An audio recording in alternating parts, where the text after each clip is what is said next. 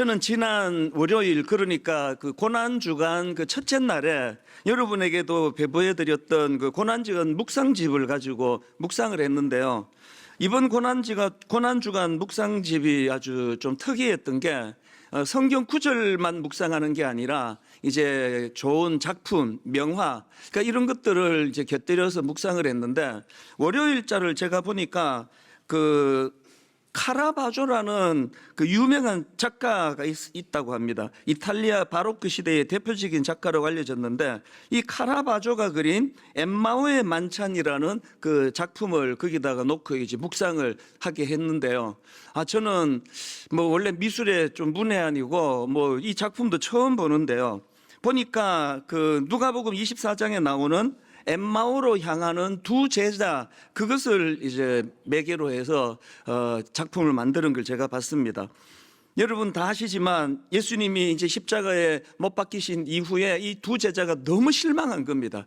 자기는 이 신음하는 자기 민족을 구원해 줄 그런 지도자로 생각을 했는데 초라하게 십자가에서 그렇게 죽어버린, 그래서 이제 우리 인생은 끝났다. 요즘은 우리나라에서 가끔씩 청년들이 쓰는 표현으로 이번 생은 망했다, 예수가 죽었다.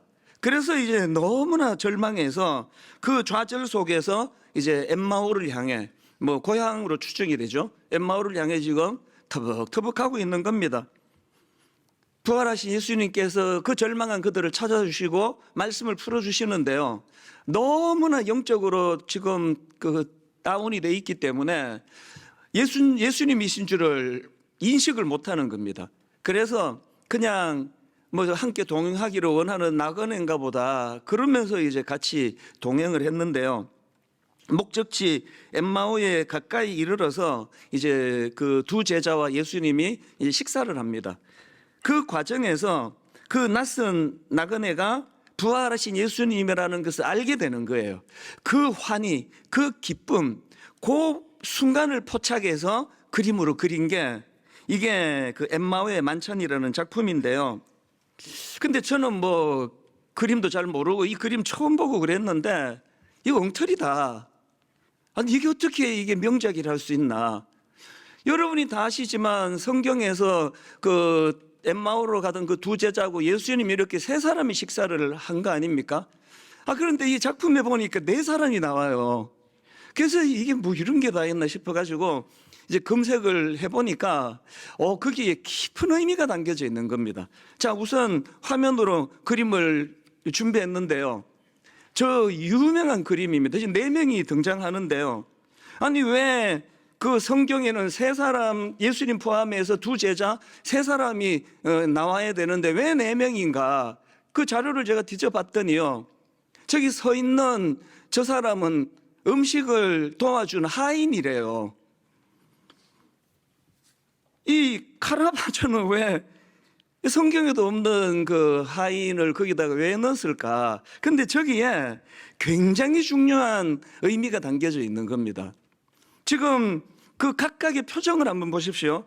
지금 그 왼쪽에 제자를 보니까요, 막 의자에서 지금 일어나려고 하는 거예요. 지금 방금 알게 된 거예요. 예수님인가? 그래서 막 너무 감격에 차서 의자에서 지금 막 박차고 일어나려고 하는 그런 제스처를 취하고 있고요. 오른쪽에 있는 그 제자는 지금 손을 벌리고 너무나 놀라고 있는 그런 글을 담고 있는데, 저 위에 서 있는 저 하인은 뭐 그냥 뭐 이분이 뭐 예수건 뭐건 나는 이제 이 서빙하는 거예요. 식사 준비하고 그냥 아무런 얼굴에 표정이 없는 그거예요. 제가 월요일 날 저 작품을 막 이제 인터넷으로도 뒤져보고 크게 확대도 해보고 표정을 살피고 하는데 진짜 굉장히 그게 중요한 마음의 메시지가 있는 겁니다. 카라바조라는 저 화가가 그 성경에도 없는 하인을 의도적으로 넣은 거라는 거죠. 지금 부활하신 주님을 경험하고 너무나 가슴 벅찬 그 경이로움을 표현하는 두 제자와 너무나 대조적으로 뭐 누군지 뭐 상관이 있냐, 손님이면 되는 거지. 이 냉철한 현실에 함몰되어 있는 그 하인의 모습을 그려놓고 있는 거거든요. 부활주일, 저는 여러분에게 이 질문을 드리고 싶습니다. 여러분은 지금 이 두 부류 중에 어디에 해당되는 분들이세요? 제가 지난 고난주간 내내 저녁 집회 때 감격이 마음에서 정말 울컥울컥 했던 것은요, 이 부흥이라는 인간의 노력이 아니더라고요. 뭔 일인지 모르겠습니다. 월요일서부터 터지는데요, 시키지도 않았는데 뭐 거의 대부분이 손을 들고 찬양하고, 제가 그 담당하는 그 목사님들한테 부탁을 했거든요. 기도를 이렇게 토막토막 내서 하지 말고 좀 간격을 넓혀서 좀 깊이 또 오래 기도하도록 배려하자, 그렇게 부탁을 했는데 거의 뭐 말씀 전하고 한 30여 분 이상 기도한 걸로 기억하는데요, 기도가 막 어마어마하게 터지는 거예요. 그게 제 마음에, 야, 이 부흥이 인간의 노력이 아니라더니, 아니 뭐 막 부탁한 거 없었잖아요. 유난히 이번에는 진짜 좀 신경 써서 그렇게 하자 한 거 없거든요. 그래서 제 마음에 너무 위로가 됐던 게, 드디어 하나님께서 이제 1만 성도 파송 운동 이전에 우리 교회의 그 충만함으로 하나님이 이제 복구시켜 주시겠다는 메시지신가 보다. 그게 월, 화, 수, 목, 금 내내. 그래서 제가 성금요일 날 말씀 전하면서 그 얘기를 했는데요, 수요일 날 이제 제가 맨 뒤에 앉아가지고 그렇게 하고 말씀을 듣고 기도하는데, 청년 자매가 오열을 터뜨리는데요, 그 지금도 잊혀지지가 않아요. 그 젊은 청년 자매들은 보통 좀 수줍음이 많아서 막 사람 많은 이런 곳에서 감정을 그렇게 대놓고 표현하지 않아요. 그런데 이게 터진 것 같아요. 막 너무나 하나님 앞에 오열을 터뜨리면서 막 엉엉 소리를 내면서, 그래서 참 마음이 아프면서도, 그 금요일 날도 말씀드렸지만, 네 청소년 사회 갈 때 니들이 하나님 앞에 와서 울면 세상에 나가서 안 울어도 된다. 니들이 하나님 앞에 와서 무릎을 꿇으면 세상에 나가서 비굴하게 무릎 꿇는 일 없을 거다. 그런 걸 제가 가르쳤던 게 생각이 나서 고맙더라고요. 이번에 또 제가 너무너무 감동이 됐던 게, 청년들이 막 무지무지 많이 왔어요. 막 1시간 일찍 와서 줄을 서서 기다리면서, 그래서 하나님께서 이제 제 의지와 상관없이, 제 능력과 상관없이 하나님이 주권적으로, 강권적으로 우리 교회에 이제 은혜의 물꼬를 터주시나 보다. 그래서 참 감격적인 고난주간 집회를 제가 한 주간 보냈는데요. 근데 저는 여러분에게 묻고 싶습니다. 여러분, 그 고난주간, 지난 한 주간 동안 여러분은 어디에 계셨습니까? 뭘 하고 계셨습니까? 저 그림에 나오는 엠마오로 가던 두 제자, 주님이, 부활하신 주님이 나타나셨다는 그 현실 앞에서 말로 다 할 수 없는 감격을 표현하고 있는 그 표정이 지금 여러분의 영적인 상태십니까? 아니면은 그냥 뭐 난 교회 맨날 다니는데, 난 무슨 봉사도 하는데, 그래서 뭐 열심히 나는 교회도 섬기고 잘하고 있는데, 이게 부활주일이든지 고난주간이든지 마음에 어떤 그 경이로운 감동이 일어나지 않는 상태, 이게 참 가슴 아픈 상태거든요. 오늘 새벽에 제가 이제 아마 이분이 밤 12시 넘어서 쓰신 것 같아요. 제가 새벽 3시 반에 일어났는데, 그 전에 벌써 글을 썼는데 날짜가 오늘 쓴 거더라고요. 그러니까 오늘 밤 12시 넘어서 3시 이전에 글을 쓰신 것 같은데요. 보니까 작년에 우리 교회에서 세례받은 초신자 분이세요. 이분의 글을 한번 읽어드리겠습니다. 작년에 세례를 받고 고난주간이 저에겐 이번이 2번째입니다. 작년에는 뭘 모르고 예배를 드렸고, 이번 주에 그렇게 몸이 아프고 또 일을 해야 했지만 다 취소하고 성금요일 예배에 가야겠다는 생각에 정신 차리고 딸아이와 다녀왔습니다. 고난주간에 대해 정말 무지했고 내 마음가짐이 아직도 멀었구나 하는 생각이 들었습니다. 지금 1:1 양육도 받는 중이고, 받는 중에도 십자가와 예수님에 대해 얘기하고, 성금요일 당일에도 소그룹 다락방에서 십자가에 대해 얘기를 했지만, 사실 십자가에 대해 계속 고민을 하고 생각을 해보아도 십자가가 저에게 주는 의미가 너무 어렵고 이론적으로만 받아들이는 게 아닌가 싶었고, 주님께 계속 질문을 했습니다. 주님, 십자가가 저에게 무엇인가요? 예수님은 저에게 어떤 의미인지요? 성금요일 예배 때 본문으로 갈라디아 2장 20절이 나오니 딸아이가 눈을 동그랗게 뜨고 저를 쳐다보더라고요. 눈빛으로 엄마 이거 외우던 거잖아 하면서요. 제가 소리내어 외울 때마다 딸이 옆에서 다 듣고 있어서 알았나 봅니다. 저는 그렇게 암송하고 비로소 오늘에서야 그 말씀이 와닿았습니다. 그렇게 암송을 했던 구절이 목사님의 말씀을 듣고 저도 모르게 온몸에 전율이 느껴지면서 뜨거운 눈물을 흘리고 있었습니다. 제가 느낀 거 글로도 뭔가 거창한 말로 표현할 수는 없습니다만 십자가를 지신 예수님의 마음을 이제야 이론이 아닌 제 마음으로 믿음으로 알 것 같습니다. 저에게 제 질문에 또 대답해 주시는 역시 주님. 그냥 가슴이 뜨거워졌고 주님이 저를 이끄신 날을 떠올리면 저는 지금도 눈물이 납니다. 작년에 이 교회에서 세례를 받은 초신자예요. 고난주간이 뭔지 교회에서 십자가 그러는데 이게 뭘 뜻하는 건지 참 그런 거를 알지 못하는 초보 신자이지만 그러나 이분에게서 우리가 배워야 되는 거, 그는 그 문제를 궁금해했다는 거예요. 예수님은 내 인생에 어떤 분이신가? 십자가는 내 인생에 어떤 의미를 가지고 있는가? 그거를 오래 고민하면서 갈라디아 2장 20절을 묵상하고 암송하고 그랬더니 여러분 그날 이분이 아까 그 사진에 나오는 두 엠마오로 가던 두 제자의 감격과 경이로움을 이분이 경험한 거 아닙니까? 그래서 그 벅찬 가슴으로 눈물을 쏟아냈고 왜 밤 12시 넘어서 그 글을 거기다가 우리 홈페이지에다가 글을 쓰실 수밖에 없었는가?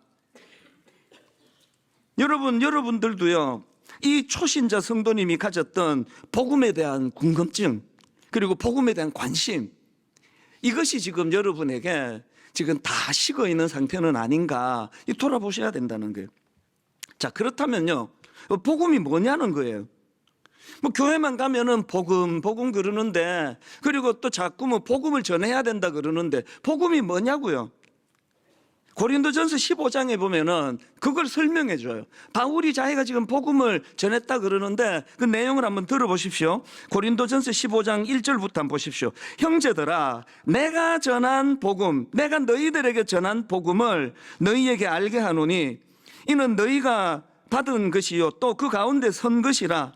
너희가 만일 내가 전한 그 말을 굳게 지키고 헛되이 믿지 아니하였으면 그로 말미암아 구원을 받으리라. 내가 받은 것을 먼저 너희에게 전하였노니.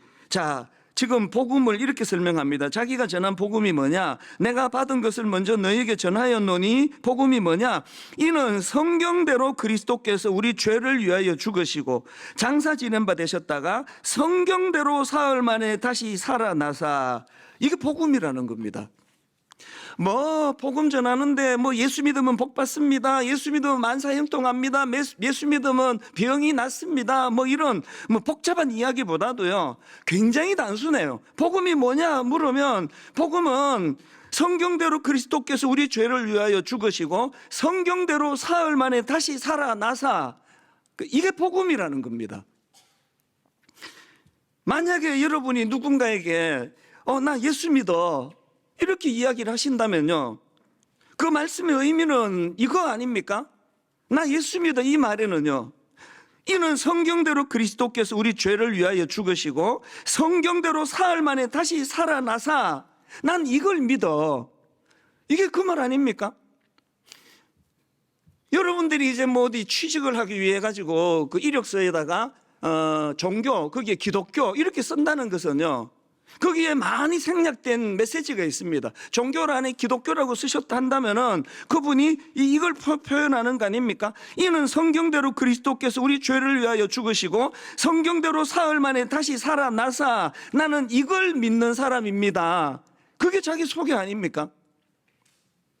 그래서 여러분 아까 앞에 초신자처럼 이게 무슨 어디 가서 그냥 막 열심히 배우면은 무슨 얻는 그런 머리로 아는 지식이 아니기 때문에 이게 많은 부분에서 궁금하고 또 이해가 잘 안 되고 근본적으로 나는 예수님 믿지만 도대체 이게 뭔지를 모르겠다 할 때 이분처럼 그거에 대하여 항상 마음을 거기에 담고 그렇게 하나님을 알아가려고 애를 써야 되는 겁니다.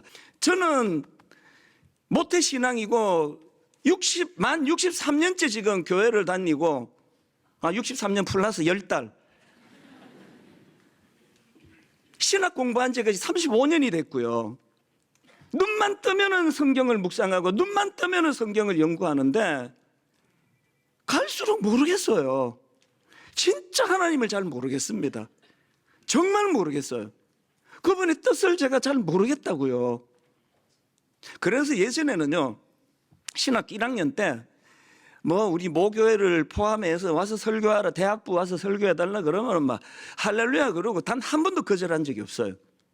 그리고 분당 우리 개척하고는 제가 졸업한 그 총신대학 신학대학은 얼마나 영광입니까? 신학교에 와서 설교해달라, 또 심지어는 그 수련회 3일 동안 수련회를 인도해달라 그랬을 때 한 번도 거절한 적이 없습니다. 가서 자신만만하게 설교하고 그랬는데 요즘에는 신학교는 아예 안 가요. 자신이 없어요. 교수님들 앞에서 설교할 자신이 없습니다. 우리 이 젊은 신학생들 앞에서 막 그렇게 소리 지르면서 설교할 자신이 없습니다. 청년 집회 안 가는 게 아니라 못 가요. 미안해서 못 가요. 한국 교회를 이렇게 만든 주범 중에 하나가 우리 세대인데 내가 무슨 낯짝으로 청년들 앞에 가서 복음의 권능 이거를 내가 설교하겠나. 청년 집회 할 수 있으면 안 갑니다. 점점 모르겠습니다. 여러분, 우리 집 강아지가 나 같은 인간을 이해하는데도 그게 불가능하다고 한다면 도대체 여러분, 우리가 우주를 창조하신 지금 하나님 존재를 아는 거는 그 다음 문제고 하나님의 창조 세계 여러분 다 아십니까? 빛의 속도가 몇억 광년을 가고 어쩌고 저쩌고가 이게 와닿느냐고요. 그렇기 때문에 이 초신자 성도님처럼 마음에 계속 그거를 갈망하는 거죠. 주님, 당신은 내게 어떤 의미이십니까? 십자가 그러는데 이 십자가의 의미를 좀 알기를 원합니다. 그 사모하는 마음을 가지고 그렇게 성금요 예배에 참석을 하니까 하나님께서 계시라 그러잖아요. 보여주시는 것만 아는 거예요. 나 하나님 다 안다. 그건 지독한 이단이에요. 보여주시는 것만 아는 거거든요.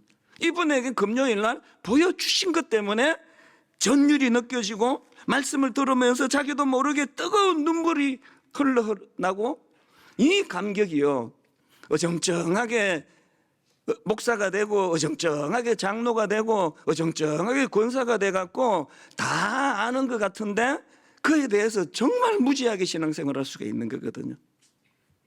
우리 이 감격을 회복해야 돼요. 그래서 우리가 이 감격을 회복하기 위하여 누가복음 24장 30절 31절 아까 그 엠마오로 가던 그 두 제자의 감격을 한번 보십시오. 그들과 함께 음식 잡수실 때에 떡을 가지사 축사하시고 떼어 그들에게 주시니 그들의 눈이 밝아져 그인 줄 알아보더니 예수는 그들에게 보이지 아니하시는지라. 그리고는 그 다음 33절이에요. 중요합니다. 그들이 서로 말하되 길에서 우리에게 말씀하시고 우리에게 성경을 풀어주실 때에 우리 속에서 마음이 뜨겁지 아니하더냐. 아까 그 초신자 그 성도님하고 똑같은 이야기를 하고 있잖아요.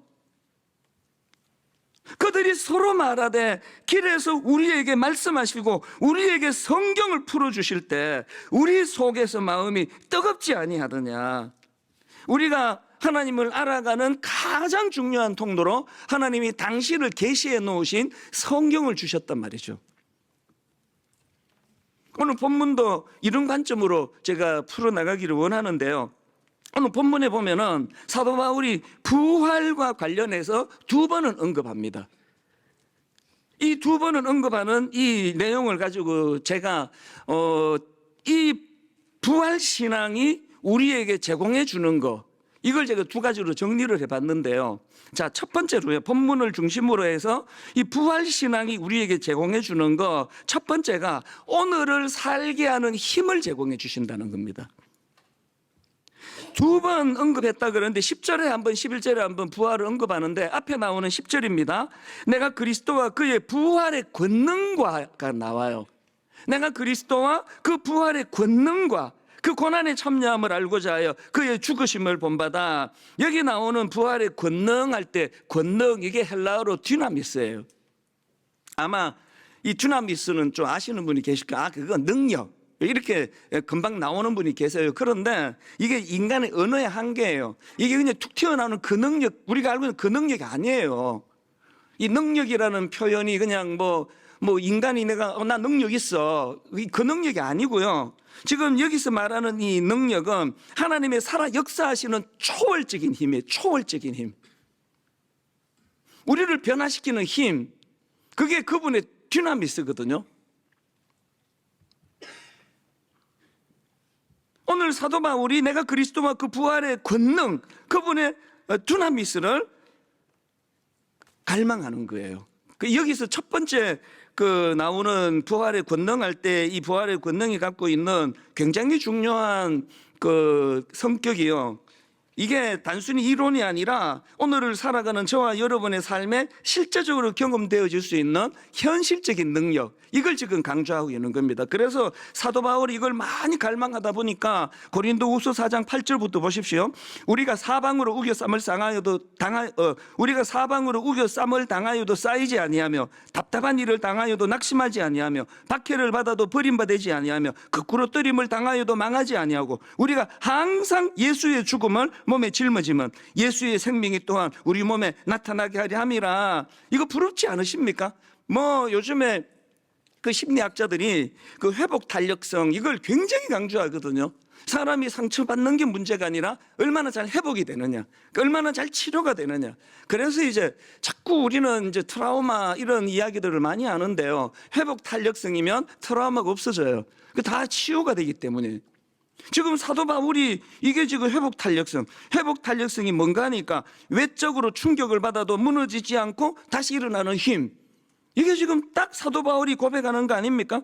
바울은 지금 사방으로 우겨 쌈을 당하여도 답답한 현실에 직면해도 심지어 박해를 받고 넘어짐을 당해도 그는 주저앉지 않는 거예요. 주저앉았다가도 벌떡벌떡 일어나는 거거든요. 이게 부활하신 주님을 사모하는데 그 부활하신 주님이 갖고 있는 dynamis의 힘이에요.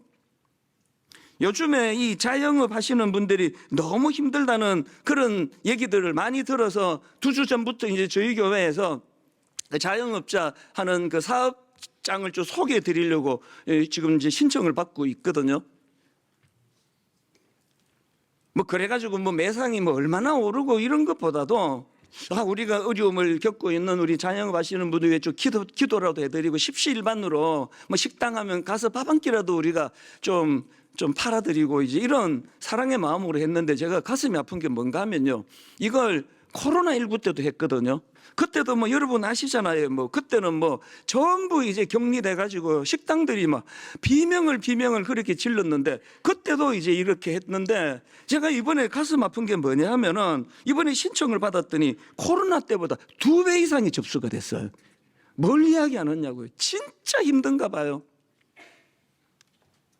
이분들을 위해 우리 기도해야 돼요. 어떻게 기도합니까? 하나님, 오늘 우리가 말씀으로 배웠던 권능, dynamis, 하나님이 살아 역사하시는 그 놀라운 초월적인 힘으로 그 부활의 권능, 부활이 가져다 준 그 능력을 우리가 이분들을 위하여 기도할 때 사용하기 원합니다. 그래서 하나님, 어려움을 당하는 모든 성도들, 우리가 사방으로 우겨 쌈을 당하여도 쌓이지 아니하고 답답한 일을 당하여도 낙심하지 아니하고 박해를 받아도 버림받지 아니하고 거꾸로 때림을 당해도 망하지 아니하고 우리가 항상 예수의 죽음을 몸에 짊어지면 예수의 생명이 또한 우리 몸에 나타나게 하려 함이라. 예수 그리스도의 죽으심과 부활하심, 이게 복음이라고 한다면 이 복음이 갖고 있는 능력을 이론으로서가 아니라 삶 속에서 경험하는 거거든요. 제가 아까 앞에서 언급했던 엠마오로 향하던 그 2 제자, 그렇게 낙심하고 좌절했던 그들, 그 회복하는 과정, 회복 이유를 한번 보십시오. 한 번 더 읽어드릴게요. 누가복음 24장 31절입니다. 그들의 눈이 밝아져 그인 줄 알아보더니 예수는 그들에게 보이지 아니하시는지라. 그들이 서로 말하되 길에서 우리에게 말씀하시고 우리에게 성경을 풀어주실 때, 자, 이 2 사람 아까 명화 기억하시죠? 이 2 사람의 변화가요 3단계에 걸쳐서 일어나요. 자, 1단계 변화. 자, 다시 읽습니다. 32절. 그들이 서로 말하되 길에서 우리에게 말씀하시고 우리에게 성경을 풀어주실 때에 우리 속에서 마음이 뜨겁지 않아도 이 변화가 가장 원초적이에요. 지금 너무 우울한 시대예요. 어떤 분, 제가 금요기도회 때도 말씀드렸는데 뉴스를 안 본다 그러더라고요. 왜 안 보는지 묻지 않았지만 알죠. 우울한 얘기밖에 안 나오는 그 끔찍한 이야기들이 너무 많고, 뭐 사건 사고, 뭐 정치, 경제, 뭐 미국에서 지금 또 트럼프 이후로 말로 다 할 수 없는 이런 불안정성. 그래서 이제 뉴스를 안 본다 그러더라고요. 깔아앉는 거예요. 우울한 거예요. 뭐 잠이 안 오고. 그랬을 때 부활하신 주님이 가진 그 두나미스, 그 능력이 뭐냐? 그들이 서로 말할 때 길에서 우리에게 말씀하시고 우리의 성경을 풀어주실 때 첫 번째 변화, 우리 속에서 마음이 뜨겁지 아니하더냐, 이런 1차적인 그 역동이 살아나는 변화가 일어났고, 그거로 끝이 아니에요. 바로 그 다음 33절에 곧 그때에 일어나 예루살렘에 돌아가 보니 11 제자 및 그들과 함께 한 자들이 모여 있어.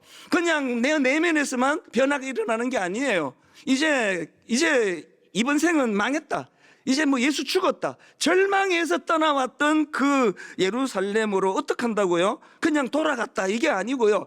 곧 그때에 일어나, 성경의 그 표현들이요 하나하나가 다 의미를 담고 있거든요. 그리고 이제 세 번째 변화가 뭐냐? 자, 두 번째 변화부터 33절부터 또 읽습니다. 곧 그때에 일어나 예루살렘에 돌아가 보니 11 제자 및 그들과 함께한 자들이 모여 있어 말하기를 주께서 과연 살아나시고 시몬에게 보이셨다는지라. 아까 제가 서두에 말씀드린 대로 하면 복음을 전한 거예요. 누구에게? 사도들에게, 예수님의 제자들에게. 여러분 이거 아십니까? 복음은요 안 믿는 사람에게도 전하지만 믿는 사람에게 전하는 게 복음이에요. 장로님들께 복음을 전해야 돼요. 권사님들께 복음을 전해야 돼요. 저 같은 목사에게 복음을 좀 전해주세요. 목사님이 언제 그렇게 은혜를 받고 예수 믿은지 모르지만, 그리고 무슨 은혜를 받아서 목사가 됐는지 모르지만, 목사님 안수 받은 지 지금 20몇 년이 지났잖아요. 목사님 여전히 복음이 살아계시죠? 여전히 목사님 안에서 복음이 마음을 뜨겁게 만들고 계시죠? 여전히 복음이 목사님이 낙심될 때마다 떠나왔던 그곳으로 되돌아갈 그 에너지를 공급받고 계시죠? 전해주세요, 저한테. 그리고 권사님들끼리. 그래서 여러분, 부흥이 안 되는 교회를 가보면은요 굉장히 뒷담화가 많아요. 교회에서 나오는 이 말하기를 박 권사 그게 나쁜 놈이라 하더라, 34절. 뭐 이런 게 많아요, 교회에. 김 권사 아들 얘기를 들어보니 참 한심하군, 이런 말을 하더라요. 다락방에서 어떤 말이 많이 나오십니까?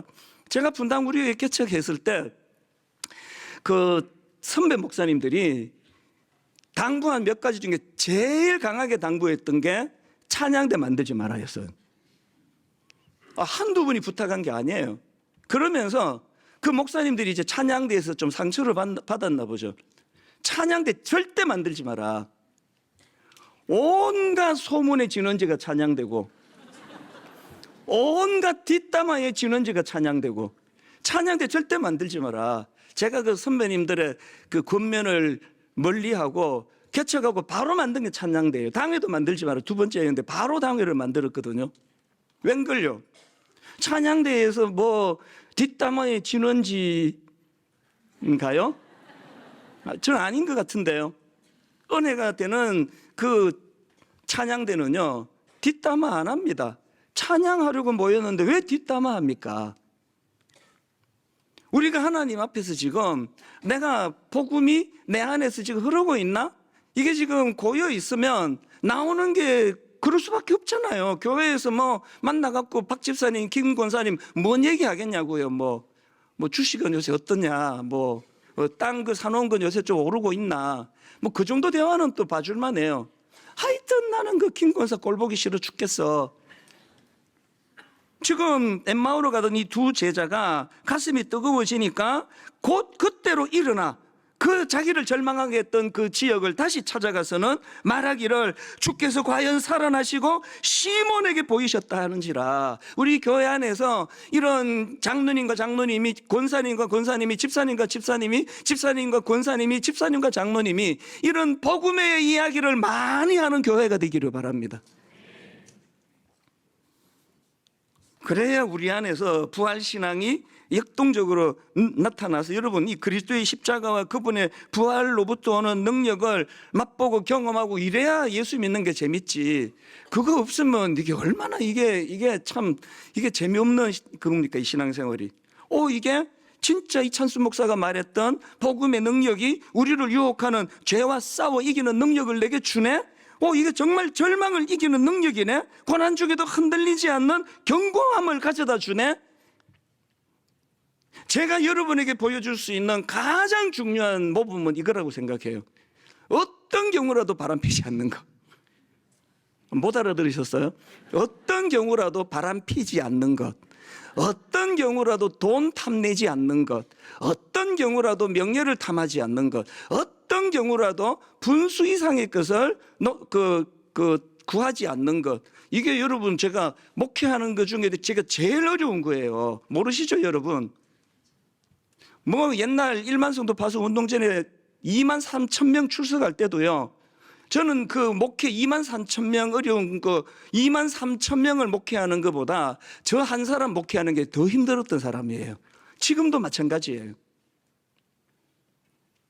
그렇기 때문에 오늘 이 시간 맨날 이론만 갖고 떠들어가지고 저도 돈 밝히고 여자 밝히고 권력, 명예 이런 거에 쩔어 있고 설교 듣는 분들도 전부가 다 아이고 저 사람은 원래 저런 말 하는 자리지 저게 저 말 안 하면 어떡하겠어. 그렇게 듣는 게 아니라 복음이 오늘의 내 삶을 변화시키는 능력이라는 걸 우리가 이것들을 기성세대가 다음 세대에게 잘 보여주면 우리 청년들이 일어날 줄로 믿습니다. 청년들 세대가 목말라 하는 게 우리에게서 그걸 보고 싶은 거거든요.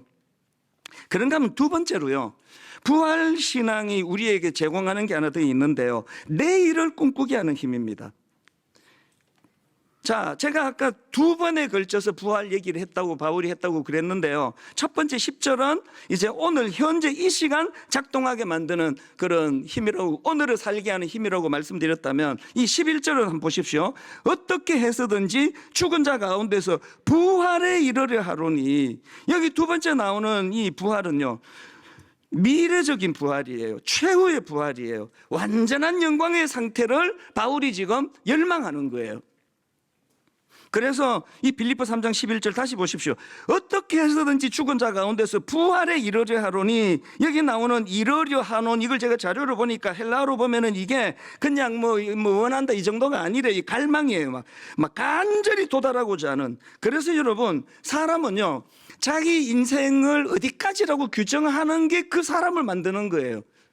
내 인생은 장례식까지지.